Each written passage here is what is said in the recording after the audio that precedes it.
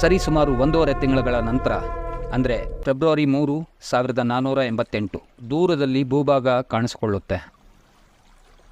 ಅದು ವಿ ಶೇಪಲ್ಲಿದ್ದ ಕಾರಣ ಬಾರ್ತೊಲೊಮ್ಯೊ ಡಯಾಸ್ ಅದೇ ಭಾರತ ಎಂದು ಕೂಗುತ್ತಾ ತಂಡದ ಜೊತೆ ಕುಣಿಯಲು ಶುರು ಮಾಡುತ್ತಾನೆ.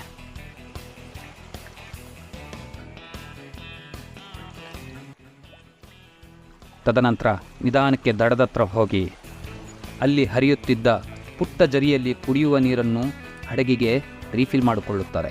ಅಲ್ಲಿನ ಜನರ ಜೊತೆ ಬಾರ್ತೊಲೊಮ್ಯೊ ಡಯಾಸ್ ಮಾತನಾಡಿದಾಗ ನಿರಾಶೆ ಆವರಿಸುತ್ತದೆ. ಭಾಷೆ ಹಾಗೂ ಅಲ್ಲಿರುವ ಯಾವ ಮುಖವೂ ಭಾರತದ ಮುಖಲಕ್ಷಣಕ್ಕೆ ಹೋಲಿಕೆಯಾಗುತ್ತಿರಲಿಲ್ಲ.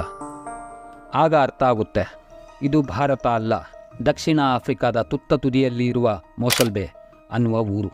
ಅಲ್ಲಿನ ಜನರು ಲಿಟ್ರಲ್ಲಿ ಕಲ್ಲುಗಳನ್ನು ತಗೊಂಡು ಇವರುಗಳ ಮೇಲೆ ಎಸೆಯಲು ಶುರು ಮಾಡುತ್ತಾರೆ.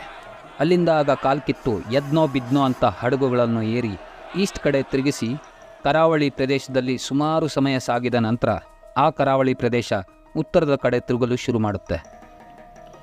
ಬಾರ್ತೊಲೊಮ್ಯೊ ಡಯಾಸ್ ಇದನ್ನು ಗಮನಿಸಿ ದಕ್ಷಿಣ ಆಫ್ರಿಕಾವನ್ನು ಸುತ್ತು ಬಳಸಿ ಬಂದಿದ್ದು ಮನವರಿಕೆ ಮಾಡಿಕೊಳ್ಳುತ್ತಾರೆ.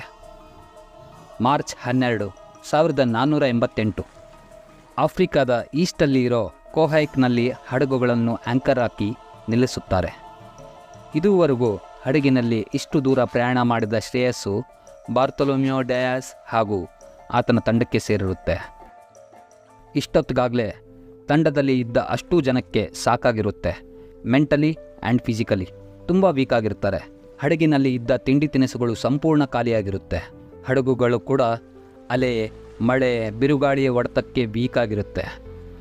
ಆದರೂ ಬಾರ್ತೊಲೊಮ್ಯೊ ಡಯಾಸ್ ಪ್ರಯಾಣ ಮುಂದುವರಿಸೋದಕ್ಕೆ ಸಜ್ಜಾಗುತ್ತಾನೆ.